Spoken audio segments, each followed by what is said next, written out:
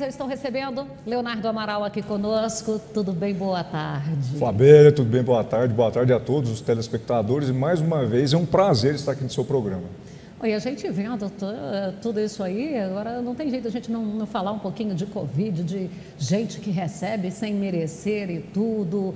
As pessoas precisam ter um pouco mais de humanidade, né? Um pouco mais de caráter, né, Fabélia? A gente vê que toda a sociedade fica reclamando de algumas lideranças políticas, né?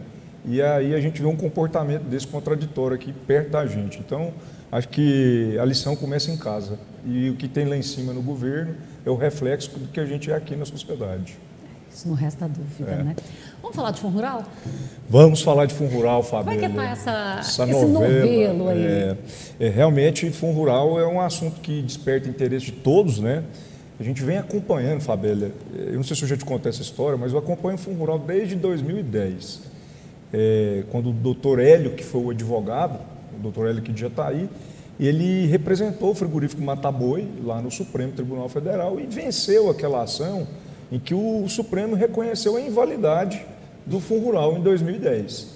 Então, de lá para cá, eu venho como tributarista acompanhando esse assunto e já vi de tudo. Então, assim, eu sei realmente o quanto esse tema incomoda. Eu sei que é um tema que é a solução dada pelo governo hoje, e não estou dizendo o que é de A ou B, mas o Estado em si, o poder público, é uma injustiça que foi aplicada para o produtor, porque no início o produtor foi levado a crer que aquilo que ele estava fazendo, que era o não recolhimento do Fundo Rural, era correto. Nós tivemos ações judiciais, por exemplo, quando um produtor entrou lá em 2010 e 2011, pedindo para não pagar o Fundo Rural, o juiz da causa, ele tinha tanta convicção que aquilo realmente era indevido, que ele dispensava o produtor de fazer o depósito no processo, depósito judicial. Então, assim, ele foi acreditando que aquilo realmente era válido, confiou na justiça para ter covardemente, no ano de 2017, uma mudança de entendimento que o Supremo deu, né? A gente chama de um cavalo de pau, porque durante todo o período de 2010 até 2017, o Supremo manteve aquela posição de que o Fundo Rural era inválido. E num julgamento que a gente não tem dúvida que foi político, e até assim, num grupo de estudo que eu participo, a gente fala muito de o Poder Judiciário, principalmente o Supremo, hoje vem adotando um comportamento assim, de consequência. Ele pensa principalmente na consequência da decisão dele. Então, ao invés dele pensar no jurídico, se está certo ou errado juridicamente, ele pensa assim, não, mas se eu decidir que o Fundo Rural é inválido, vai ser eu bom vou para a quebrar, Fabélia ou vai ser ruim para a Fabélia? ou eu vou quebrar o Estado, vou quebrar o poder público. Então, isso não é direito. E por isso que essa mudança de opinião de inválido, Fundo Rural inválido, que foi dado em 2010, reforçado em 2011, e que valeu até 2017. E que foi de 11-0, né? Unânime. Então, assim, essa mudança, ela pegou todos de surpresa. Todos os estudiosos, os advogados tributaristas, todo mundo ficou muito estarrecido, né? E, assim, realmente hoje é um problema grave. A gente vem acompanhando, Fabélia, que tem produtor já tendo dinheiro bloqueado na conta corrente, produtor recebendo auto de infração, cobrando esse Fundo Rural lá de trás, que ele não recolheu, porque o juiz falou que não precisava recolher, e a Receita Federal agindo, né, de forma arbitrária e colocando esse produtor numa situação de impedimento até de continuar a atividade dele. Porque a partir do momento em que ele é negativado, vamos falar assim, ele fica até impedido de fazer qualquer operação de custeio da atividade econômica dele. Então, assim, é preciso que se resolva isso. A gente tem ciência de que entidades representativas vêm trabalhando de forma árdua, né? A gente viu o Sindicato Rural de Jataí aqui, inclusive foi emitido um ofício pedindo, né, para o ministro, o presidente do Supremo, que vai julgar, vai desempatar esse atual julgamento, solicitando, pedindo a reflexão. Então, assim, não é falta de lutar, mas o que eu vejo é que é preciso que o governo federal, na pessoa do presidente, tome uma decisão. Que quanto mais o tempo passa, mais produtores estão sendo prejudicados e no período eleitoral é impossível se conceder a remissão desse passivo. esse período eleitoral, ele está valendo também até para as eleições municipais? Não, nesse período de eleições ainda municipais não, mas na próxima eleição mas tá para muito pertinho, presidente... a coisa passa muito exatamente, rápido, né? E a gente sabe que existe uma queda de braço muito grande no Congresso Nacional, porque existem lideranças de outros segmentos que não escondem que são contra o agronegócio brasileiro e querem atrapalhar de todas as formas, inclusive impedindo uma votação de um projeto de remissão que vai o quê? Neutralizar, corrigir uma injustiça que até hoje prevalece sobre essas pessoas. Nós temos aí várias situações. Aquele que fez o refis, nós temos aquele que foi notificado. Agora, e aquele que ainda não foi notificado, não recolheu, não fez nada? Bom, em relação ao passivo, que nós estamos aqui falando do passivo. O que aconteceu? Quando o Supremo, lá em 2010 e 2011, falou, ó, isso aqui é inválido, o produtor foi e buscou os seus direitos na justiça para falar, ó, eu também não quero pagar porque é um tributo, eu vou pagar inválido? Não vou, né? E aí, com a autorização do juiz, ele não foi depositando. Então, ao longo do tempo, foi ficando sem os depósitos de fundo rural. O que a Receita está entendendo? Desde 2017, com a mudança de posicionamento, a Receita falou, não, ó, esse período constitui uma dívida. Na verdade, a gente não enxerga dessa forma, mas a Receita sim. E aí ela começou a cobrar. Então, ela está cobrando de pessoas, ela selecionou os maiores produtores de 2017 para cá, então ela vem afunilando isso. Então, são inúmeros casos. Aquela pessoa que depositou, ela não vai sofrer nada. Simplesmente ela vai perder aquele dinheiro para o governo federal.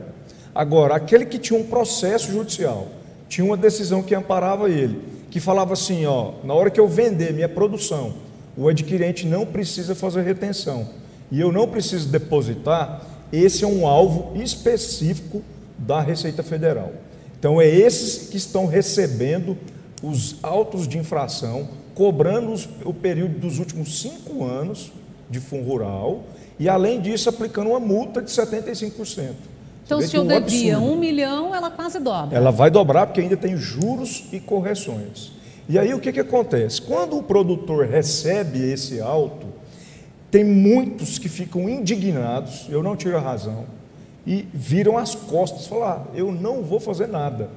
Ou fica naquela expectativa de o governo dar a remissão, ou sair um PRR novamente, e ele não faz nada. E aí mora o perigo. Por quê? Porque a Receita não espera. A Receita passou o prazo de defesa, ela já manda para a Procuradoria, que são os advogados federais, para que seja ajuizada uma execução fiscal e bloquear dinheiro na conta. E esse prazo de defesa é curto? É 30 dias. Então, se eu receber uma notificação dessa, é importante que eu procure... É importante que tem que procurar assessoria contábil, jurídica lá, para ele poder fazer uma defesa. Para quê? Aí a gente vem falando, a Receita, ela está usando um mecanismo na produção desses autos, de simplesmente relacionar todas as notas fiscais que estão no CPF daquele produtor e inserir ela no auto de infração. E aí a gente vai olhar na hora de elaborar uma defesa, ver que muitas operações, muitas notas, não se referem à operação de venda de produção. Você tem nota fiscal de simples remessa, você tem atos de cooperado, que também não incide fundo rural. Então, assim, além de estar cobrando uma dívida que, ao meu ver, ela é inexistente, ela está cobrando além da conta. Então, assim, o produtor tem que ficar muito atento a isso. Nós torcemos muito para que o governo federal dê essa remissão, mas eu acredito que cada vez mais isso fica mais difícil. Nós estamos até assim torcendo para que o PRR, né, que é o Programa de Regularização, seja reaberto, para que dê um fôlego para esses produtores que já estão sofrendo na pele, já estão com seu nome no CADIM, já estão impedidos de fazer operações de custeio no banco, para que eles possam ter, né, esse fôlego, aderir a esse PRR e poder comercializar, produzir a sua atividade normal. Aí aqui eu chamo a atenção, Fabíola. Tem muita gente que fala assim, ó, não, mas eu não vou aderir ao PRR porque... E se depois o Supremo mudar de ideia ou o governo vir fazer a remissão? Bom, na própria lei que fala desse PRR, diz que se tiver essas duas situações que eu acabei de falar, o dinheiro que você pagou vai ser restituído. Então, assim, é uma solução para esses produtores que já estão com a corda no pescoço. Então, por via das dúvidas, é melhor se abrir, eu estar que pelo menos eu bloqueio a condição de inadimplente. Exatamente, porque ele não tem outra saída. Às vezes o produtor ali está com a dívida grande em razão dessa multa de 75%.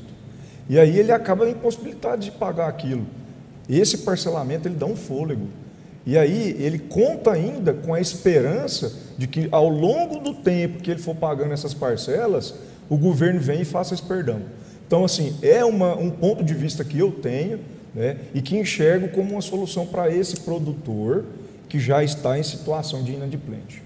Aquele produtor que não foi notificado, que não teve nada, não pagou, não recolheu, ele está tendo a dívida dele reduzida. Isso, esse vamos falar assim, que é um sortudo até por enquanto, vamos usar esse palavreado. Porque assim, se ele não foi ainda notificado, quanto mais o tempo passa, é menor o direito da Receita Federal vir e cobrar, vai diminuindo o período de cobrança, a gente chama de caducar, né? Então ela vai perdendo o direito, então isso é muito bom. Esse tipo de produtor, ele deve ficar quieto, aguardar, se a algum momento vir a cobrança essa notificação aí, ele vai poder pensar em se defender. E a notificação chegando, ele tem que imediatamente fazer essa defesa. Ele já tem que fazer a defesa, sentar com o contador dele, quem cuida da escrita fiscal dele, para poder debater e dialogar a situação dele.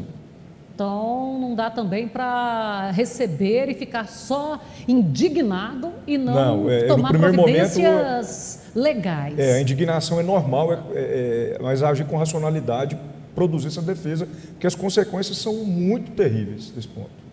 Bom, a gente está aqui conversando com o professor de Direito Tributário.